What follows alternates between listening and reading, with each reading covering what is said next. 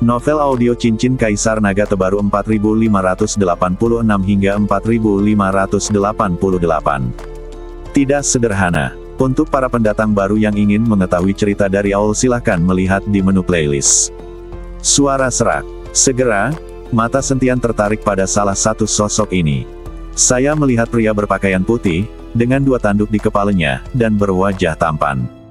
Biksu orc lainnya berkumpul di sekitar pria ini, tetapi mereka tidak berani mendekat. Siapa orang yang bertanduk di kepalanya itu? Sentian menunjuk ke orang di tengah dan berkata. Saudara Yao Mei melihatnya dan kemudian berbisik, nama orang itu adalah Bai Seng, dan dia mengaku dia adalah keturunan klan naga. Sebenarnya, dia hanyalah seekor ular piton besar. Hanya saja orang ini sangat kuat, jadi tidak ada seorang pun mengacaukannya. Keturunan klan naga. Sentian tertegun dan memandang Bai Seng dengan hati-hati. Kalian pasti tahu kalau ular naga punya tanduk, jadi secara alami ia berubah menjadi naga. Orang ini punya tanduk di kepalanya, jadi mungkin dia memang naga. Bagaimana dia bisa ditangkap? Sentian bertanya. Kalau soal itu saya tidak tahu. Mungkin orang-orang ini tidak dibawa masuk.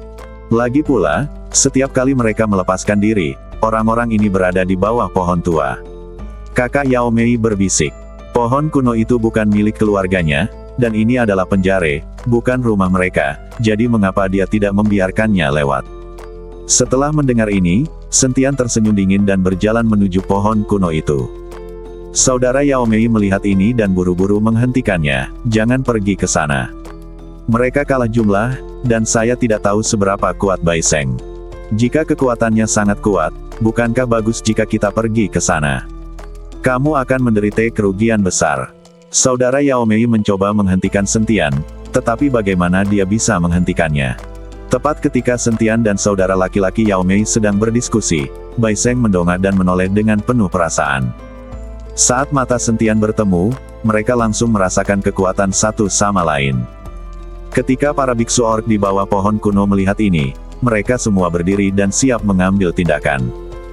Tepat ketika Sentian dan saudaranya Yao Mei hendak mendekati pohon kuno itu, Bai Seng mengedipkan mata, dan dalam sekejap, lebih dari selusin biksu berkumpul di sekelilingnya. Ketika saudara laki-laki Yao Mei melihat ini, wajahnya berubah ketakutan. Dia melepaskan Sentian dan berlari mundur agak jauh. Saat ini, menjaga diri adalah hal yang paling penting.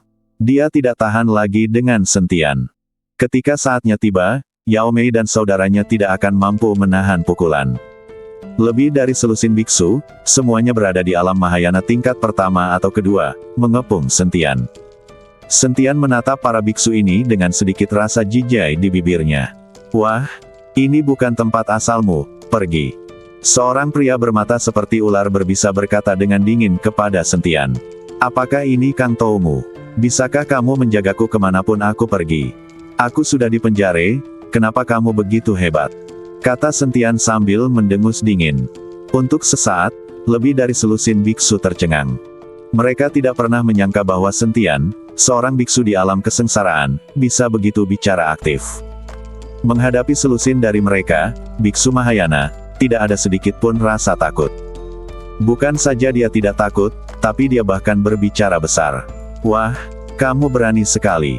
Apakah kamu pikir kamu tidak bisa melenyapkan orang di penjara, jadi kamu tidak takut sama sekali? Sudah kubilang, aku punya banyak cara untuk membuat hidupmu lebih buruk. Dengan raut muka marah, kematian bukanlah hal yang paling menakutkan. Di tangan para biksu ini, ada banyak cara untuk membuat hidup lebih buruk daripada kematian. Kalau aku tidak salah, kamu menjelma dari siluman ular kan? Budidaya itu tidak mudah, jadi pergilah dan tinggallah sendiri. Jika kamu benar-benar membuatku kesal, aku akan mencubit 7 incimu dan memotongmu menjadi beberapa bagian. Sentian memandang pria itu dan tersenyum dingin. Jangan terlalu sombong. Ketika pria itu mendengar ini, dia sangat marah. Dia melambaikan tangannya dan selusin biksu Mahayana mendekati Sentian. Saudara Yao Mei menatapnya dengan wajah khawatir.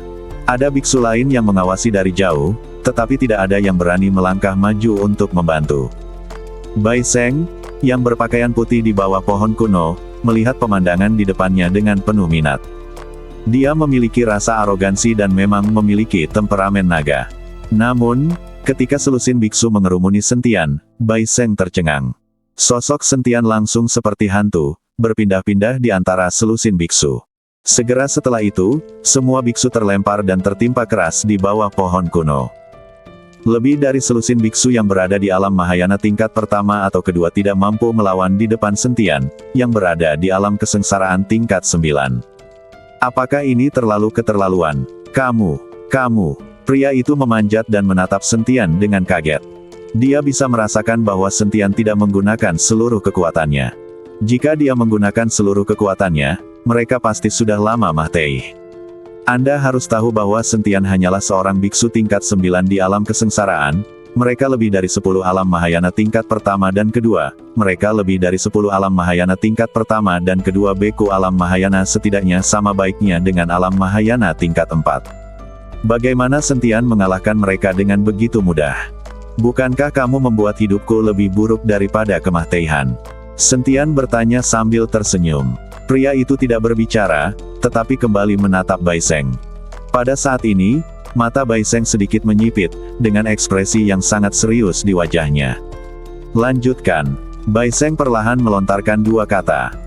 Setelah mendengar ini, pria itu sedikit mengernyit, tetapi masih ada tatapan tajam di matanya, lalu dia melambaikan tangannya dan berkata, "Ayo berkumpul, saya tidak percaya dia benar-benar bisa mengalahkan lebih dari selusin dari kita." Setelah itu, pria itu memimpin lebih dari selusin dari kami. Seorang biksu menyerang Sentian lagi. Sungguh hal yang tidak tahu malu. Sentian mendengus dingin dan tiba-tiba mengayunkan tinjunya. Bang bang bang. Di bawah tatapan kaget semua orang, lebih dari selusin biksu Mahayana dipukul mundur lagi oleh Sentian. Kali ini, Sentian tidak menahan diri. Semua beku ini terjatuh ke tanah dan tidak dapat bangkit lagi. Pria itu bahkan muntah darah, dengan ketakutan di matanya. Karena Sentian tidak bisa memperlihatkan aura manusianya, dia hanya menggunakan kekuatan para orc. Jika semua kekuatan dilepaskan, tak satu pun dari orang-orang ini akan selamat. Lebih dari selusin biksu terluka parah dan jatuh ke tanah, dan tidak satu pun dari mereka dapat berdiri. Ribuan biksu yang hadir semuanya menonton dengan tatapan kosong, dan suasananya sangat sunyi. Saudara Yao Mei bahkan mengusap matanya beberapa kali dan menatap Sentian dengan tidak percaya. Kalian bisa melihat kegembiraan dan harapan di mata saudara laki-laki So Mei. Dia tahu bahwa masih ada harapan baginya untuk meninggalkan tempat yang menyedihkan ini. Sentian jelas bukan biksu biasa. Pasti ada identitas yang menakutkan di balik Sentian. Ribuan biksu memiliki wajah yang penuh ketakutan. Jumlah mereka sangat banyak, dan bukan berarti tidak ada yang menantang mereka di bawah pohon kuno, tetapi mereka semua kembali dipukul mundur. Seiring berjalannya waktu, para biksu ini tidak lagi berani mendekati pohon kuno itu. Sekarang, Sentian, seorang biksu muda di alam kesengsaraan, menangani lawan hanya dengan beberapa gerakan. Mereka mungkin belum pernah melihat hal keterlaluan seperti ini sepanjang hidup mereka. Selusin biksu yang berada di alam Mahayana tingkat pertama atau kedua tidak dapat mengalahkan Sentian, yang berada di alam kesengsaraan tingkat 9. Orang ini tidak sederhana. Pada saat ini, di luar penjara, Kapten Zhou berdiri di luar tirai tipis formasi, menatap segala sesuatu di tempat kejadian. Meskipun para tahanan ini sedang istirahat, Kapten Zhou, sebagai kapten penjaga yang menjaga penjara, harus memastikan keamanan penjara. Jadi dia akan mengawasinya secara pribadi untuk mencegah para tahanan ini menimbulkan masalah. Tapi perkelahian itu normal dan dia tidak akan menghentikannya, tapi jika nyawa seseorang terluka, Kapten Zhou akan turun tangan. Bagaimanapun, setiap tahanan di sini adalah sumber daya dari rumah tuan kota. Jika dia mati dan sumber daya terbuang percuma, Kapten Zhou akan bertanggung jawab. Baru saja, Sentian dengan mudah mengalahkan selusin biksu Mahayana sendirian, dan Kapten Zhou semuanya memperhatikan. Semprul, aku ingat, orang ini datang ke penjara untuk mengunjungi para tahanan. Kapten Zhou akhirnya teringat pada Sentian, dan bertanya kepada orang-orang di sekitarnya, mengapa orang ini masuk. Keluarga Kui, dan langsung ditangkap. Kata seorang penjaga di sebelahnya. Pukul Kuiyu. Orang ini sepertinya sengaja memprovokasi, kan? Kapten Zhou sedikit mengernyit. Saya tidak tahu, tapi setelah orang ini dipenjara, Bos Liu, yang membeli batu roh abadi, mengirimkan 500 koin roh emas ungu. Sepertinya identitas orang ini tidak sederhana. Kalau tidak, apa yang terjadi pada Bos Liu? Jika Anda ingin mengeluarkan uang, Anda harus tahu bahwa Bos Liu sangat pelit. Penjaga di sebelahnya berkata kepada Kapten Zhou. Ketika kamu mengatakan itu masuk akal. Bahkan Liu Zongnan membayarnya, tapi dia masih tidak tahu siapa orang ini. Apakah dia kerabatnya?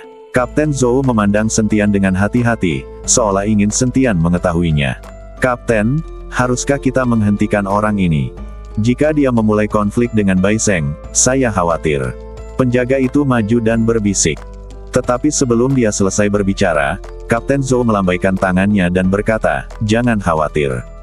Saya sudah lama bosan dengan orang dari Bai Seng yang berpura-pura menjadi keren setiap hari. Jika saya benar-benar bisa memberinya pelajaran, itu tidak akan terjadi. Tidak masalah. Selama tidak ada yang terbunuh, tidak apa-apa. Kami hanya berpura-pura tidak bisa melihatnya. Saya sudah lama tidak menyaksikan kegembiraan itu.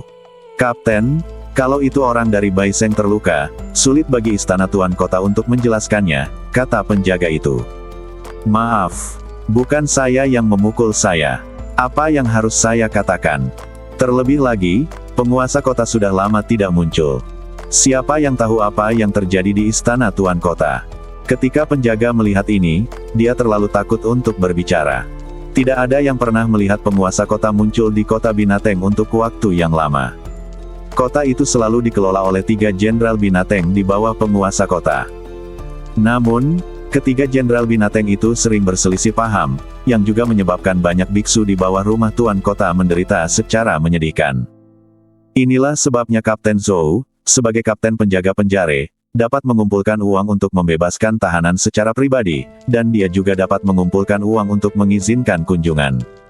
Dan Liu Zongnan, sebagai titik akuisisi resmi, dia mampu merogoh koceknya sendiri dan diam-diam menjual batu peri. Justru karena penguasa kota tidak muncul sekarang, pengelolaan seluruh kota Binateng berada dalam kekacauan. Banyak orang memanfaatkan kesempatan ini untuk mendapatkan keuntungan besar. Jika penguasa kota yang bertanggung jawab, Kuiyu tidak akan begitu sombong dan tidak masalah jika dia mengalahkan seseorang. Sekarang, sebagai salah satu jenderal Binateng, ayahnya adalah penegak aturan. Bagaimana dia bisa mengurung putranya? Pada saat ini, Sentian tidak tahu bahwa dia sedang diawasi, tetapi dia perlahan berjalan menuju Kota Putih.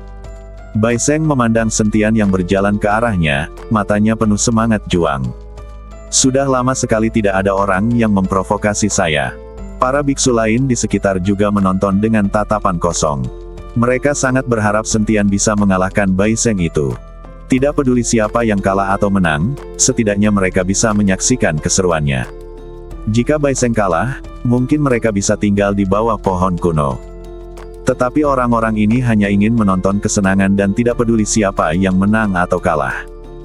Hanya saudara laki-laki Yao Mei yang mengepalkan tangannya dan terus berdoa agar Sentian bisa mengalahkan Bai Seng itu.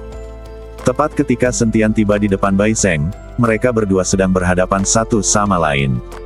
Tiba-tiba bel berbunyi. Ini adalah bel yang menandakan waktu pembebasan. Semua tahanan harus kembali ke selnya setelah bel berbunyi. Bersambung.